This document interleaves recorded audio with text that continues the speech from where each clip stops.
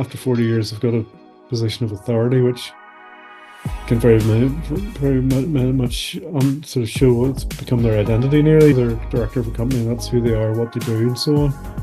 And then the next day, they're doing nothing but digging the garden if they're lucky, or looking after the plants. It's probably one of the biggest changes that you ever get through in your life. Because when you're starting off, you're going from one job to the next, you're hopefully advancing and improving and earning more money and things going forward, whereas all of a sudden you stopped as far as your ambitions are concerned.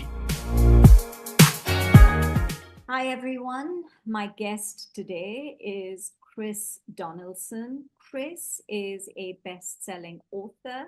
He's an entrepreneur. He's an adventurer who first set out in 1979, believe it or not, to ride his Moto Guzzi. Hopefully I'm pronouncing it correctly, from Belfast to Australia, and a journey that took him across the Sahara and South America instead. He did not get to Australia then, but we're going to hear all about it from him. He's now 64. He's been diagnosed with Parkinson's. He's revisiting that dream of completing the journey that he started decades earlier. With 40 years of business experience and an inspiring story of resilience, he's here to share how travel shaped his life and how it shaped his career. So thank you so much for joining me today, Chris. Okay, so Chris, your travels seem like a blend of incredible highs and very serious challenges as well. Can you share one particular moment from the road that shaped who you actually are today? It's all a mixture of different things, but something about a travel adventure, it's a continuous series of events that go on. It's hard to pick one thing out because it's a sort of one thing links into the other. As you move along, very often you're getting further away and more. So well, these games, it gets harder and harder as the longer you play it, and it certainly felt like that sometimes. But I suppose one thing just struck me the other day is a name called Wad Medina, which is a place in Sudan, came in the news. I think there was been some unrest there. And it's a sort of name that nobody's ever heard of, really, Wad Medina, but it was one of the routes, the staging posts on my route through Sudan, which was one of the hardest countries to travel through in the 70s, 80s, 79 I was there. Why do you say it was one of the hardest countries to travel through? Was it because of the terrain or was it because of unrest? More because of the terrain and the part of it was, half of it was desert and the other half was, there was no roads really at all. We had to take a train for part of it and then travel 600 miles down a dirt track Right. with all the petrol and everything I needed to carry at the same time. So it was a bit of a chaotic journey through there. And Mud Medina was one place we actually got a train and a couple of jerry cans with petrol, and the cops took them off us. I got arrested and ended up managing to just jump on the train again before it left as it was driving off. So it's funny the way your brain remembers something in the back of your brain from 40 years ago. We totally forgotten about it. But Yeah. then the name comes up, and all of a sudden, this sort of vision of what happened to that day comes comes to the back of my head again. Yeah. One of the things about the book I wrote, I started writing it in 1981 after I came back from the journey. And I was only 22, 23, and the last thing I wanted to do was sit down and write. I'd written a manuscript, but then another guy called Ted Simon wrote a book about something similar, same sort of journey I made. But I always knew it was something different because he was about 45 when he did it. I was only 21, so it's half his age, and 21 is very young to be. I think the youngest guy to ride around the world on the motorbike still is in his mid-20s. It was a lot to take in. And what I was saying is, started writing a book 4 or 5 years ago again. And it was amazing how much my brain was able to remember things that had happened all that time ago through looking at photographs, reading my manuscripts and my notes. It's human brain. You think you're forgotten things that happened in the past, but they're all inside there somewhere. You Yeah. just need to scrape the layers of years of rubbish going on over the top when you get back to the original thoughts and manners, thoughts and actions. And obviously, the experience was life changing for you. So I can imagine that for you to be able to the recall factor must have been pretty high because it was not an ordinary event. No, Yeah, so the risks, the challenges that you took, and so I can totally understand how it's embedded in your brain and somewhere, and for you to be able to then, I think it's important that you made notes and you also took a lot of photographs because that again is recall factor. yeah, very much. So how did the mindset that you developed while traveling, how did it actually help you navigate all the highs and lows of running the multiple businesses that you did? Was there like a very strong influence from this event in your life?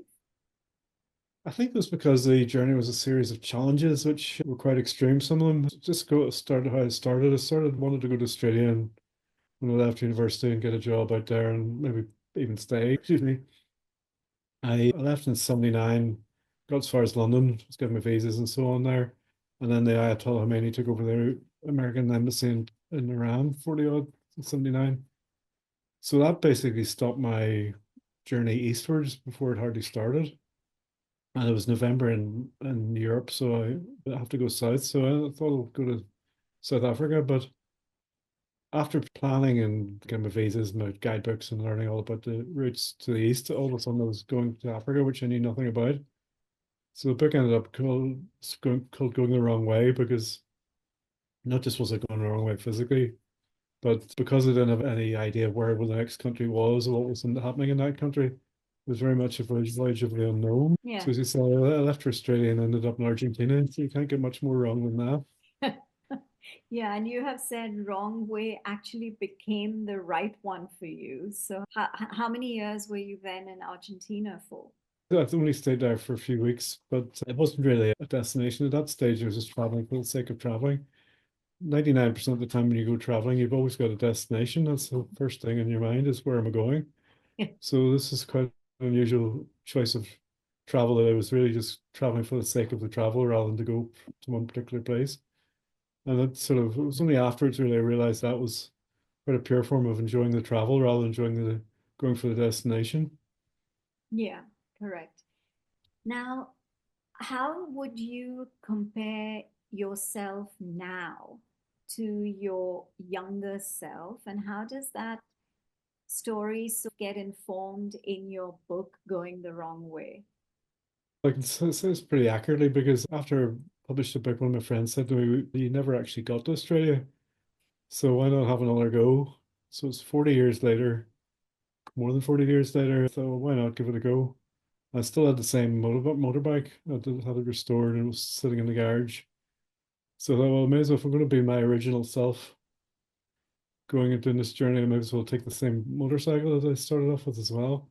The main thing we couldn't do was just disappear for a year and a half. So we decided we'd drive for 2 weeks and then stop, park the bikes up, and then come home, back to work, back to business, back to family, and then go out again after a couple of months.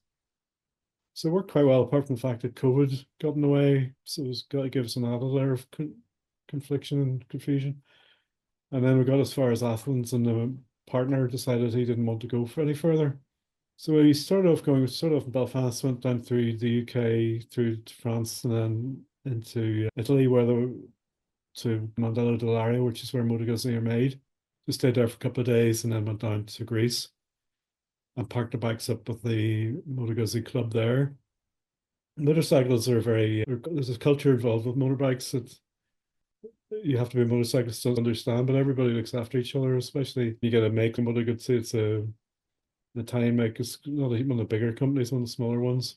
Yeah. So there's a bit of the clubs are all they look after each other's, look after travelers and so on. So it's a very great social attachment to them. So we parked the bikes up there, and then our next trip we went to Israel because that's where I'd gone before, and I wanted to try and cut from there into Jordan and then Saudi Arabia, which has recently opened up. But we weren't able to get out of Israel 3 or 4 years ago before the current troubles. And I think that's what put Liam off and decided to give up in Athens. We went back to Athens. And then, as I say, we did each leg was about 2 or 3 weeks long. And I suppose it's one of the sort of things about a journey like this. It's a series of problems that you have to get through. And one of the problems was with timing. So by stopping and starting, stopping and starting, we were able to work that. So the next leg was through Turkey into Iran, which had been the bogeyman that stopped me the first time. So it was interesting to actually go to see the American embassy. It's still there. It's made it into a museum, but whether they want to leave it there until maybe they'll start talking to each other again. But it's incredible. It's still two countries can't sort of talk to each other after 40 years. Yeah. So I went down into Dubai, left Dubai, back in Dubai, and that was the next leg. And so each leg gets more difficult because they get more difficult. I suppose it's further away to come back again if you have to give up or break down or whatever. Yeah. So Iran was very, as I say, everyone was very hospitable. It's amazing countries like that you're told are going to be dangerous. You're told the people are going to be anti-Western and so on. And then you get there and the people are as nice as ninepence. They're the same in Iran, and Pakistan was the same, very friendly. So I ended up in Nepal. I flew back from there to Australia 2 years ago. I did a couple of trips to Australia meeting up people, and then I got it flown to Los Angeles, which is a bit of a worry because it just arrived a couple of weeks ago, just in the middle of the fires and so on. Get out there. Oh gosh. But is it still okay, the bike? It's still okay, yeah. Okay, before we talk about your plans moving forward with the travel, I just wanted to take you back a little because my understanding is that you've now been diagnosed with Parkinson's. So, Hmm. how does that impact your decision to take on such a physically demanding journey at such a, it's not a late stage in your life, it's still 40 years. Yeah.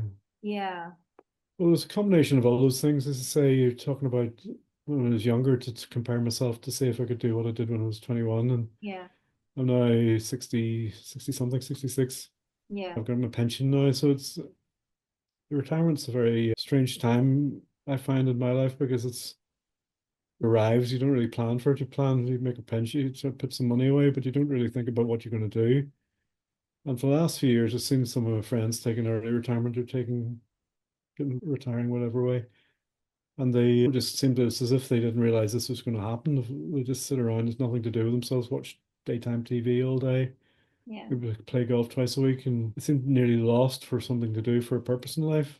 yeah, And I think for men, it's especially difficult because maybe sex is very often the breadwinners have been maybe running a company, running a business, or been after 40 years, have got a position of authority, which can very much sort of show what's become their identity nearly. They're director of a company, and that's who they are, what they do, and so on. And then the next day they're doing nothing but digging the garden if they're lucky, or looking after the plants. So it's probably one of the biggest changes that you ever get through in your life.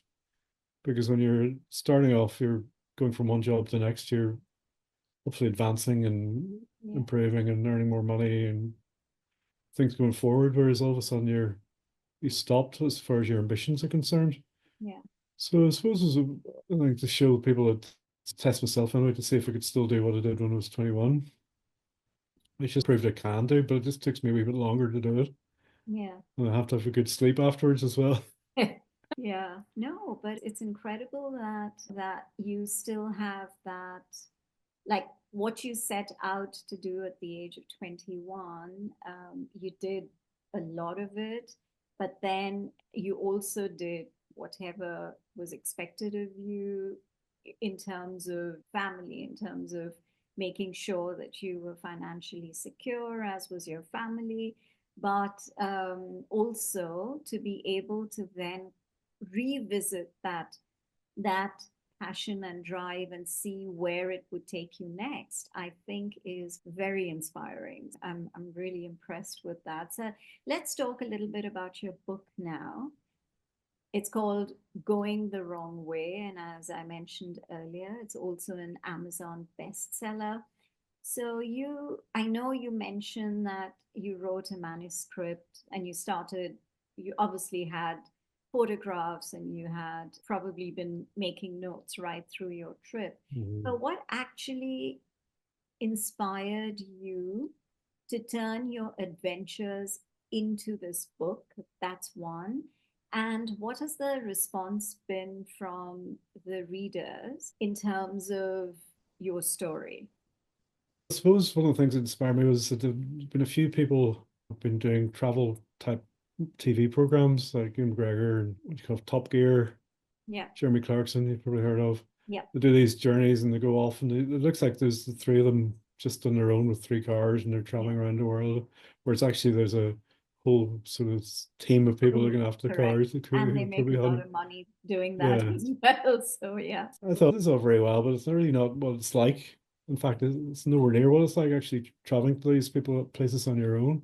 Hmm. It's just because you're in a motor vehicle doesn't mean it's the same sort of thing. It's motor vehicle, the travel is more to do with what's going on in your head rather than what's going on in the road. So I wanted to sort get put down on paper while I still could remember the what was going on and so on. And it's with modern technology, it's been much easier to write a book in a way because you've got spell checker for one of the better thing. Your keyboard, you're able to write something and then delete it and write it again, rewrite it, rewrite it, rewrite it. Yeah. So I was inspired to do that, get started. Also by self-publishing these days, you're not tied by the editor of a big Yeah. publishing company who wants to have their stamp on it. So the book's very much the way I wanted to write it. I did get an editor to copy through the content, make sure it's all readable. I think it's been quite refreshing for people because it's more hard-hitting and emotional maybe than some of the sort of bread and butter books would be that you get on the shelves. And certainly, I think I've had 1,400 five-star reviews in the book, and it's some of the text that's come through have been quite people have been quite inspired by the troubles and hardships. And as I say, a lot of the hardships are one in a way that there happened because I hadn't been good enough background and what the country's going to be like that it was going to go through. So there's the unknown quantity coming through. But also, if I had known what those countries are going to be like, I would never have gone there in the first place. No, but then So it's when you're 21, you have a very different the risks that you can yeah, take when you're a lot younger yeah, is you think you're probably immortal, you yeah. think you're nothing, you're Correct. invincible, you can never get nothing can hurt you, nothing can damage you, you know. Yeah. That's why they send young men off to war. They don't send old men off to war. Where old men will go, I'm not going to do that. That's too Yeah. dangerous. Correct. Yeah. Young, you think nothing can stop you. Yeah. There Yeah. was certainly that. So by doing the same sort of journey to Australia when I was 60 odd, I didn't have that. I was a lot more planned out. I knew where I was going a bit more, and I didn't take quite as many risks as I would have taken when I was 21. Yeah. But I guess it's still dangerous enough. You are putting yourself on a limb. Yeah. If you're traveling on your own and somewhere arriving, you don't know what the reaction's going to be. Yeah. Yeah. So I just wanted to ask you if you had to give one piece of advice to, I know to your younger self, you've already mentioned that you wouldn't take the kind of risks that you did then. So that's the kind of advice you'd probably give your younger self. But to someone who is considering a life-changing journey, what kind of advice would you give them? I suppose put it down, basic break it down to just stop thinking about it and get off your ass and do it. I think society these days has got very health and safety motivated, and every time you think about doing something, it's practically you have to do a risk assessment in your head as to what's the point, what's going to happen, what could the worst thing that could happen, and so on. And the more you're doing that, you're just putting things to stop. You're putting roadblocks ahead of you Yeah. in your mind to stop you doing it. And certainly you need to assess some parts of what's going to happen and take whatever precautions you can do. But too many times, I think people use the risks and the things that could go wrong as a reason not to do it at all. Yeah. I suppose from work's point of view, it stops people falling down ladders and falling and tripping on pavements and so on. But I think sometimes you just got to get up and do it rather than worry about it. Thank you so much, Chris. I'm inspired just listening to your entire, like the purpose of your life, which you still haven't given up on. And I think that's very inspiring. And yeah, so, thank you for sharing your journey with me. And I'm Mm. sure those who are not aware of your book, Going the Wrong Way, it is available on Amazon and Is it also an audiobook or is it just Yeah, it's an audiobook and it's an ebook, audiobook, and a hardback and a paperback. okay, So I got my all four options. Okay. my nephew did the audio because I wanted somebody who's young enough. I didn't want to be talking as a 66-year-old voice to talking about doing things when I was 21. Yeah. So I got my nephew to do it. It's done a very good job, to say. Excellent. Yeah. So I'm also going to get onto the audiobook then. And yeah, and so whoever's listening, please do go ahead and support Chris and his very inspiring journey. Thank you so much, Chris, for joining My me. pleasure.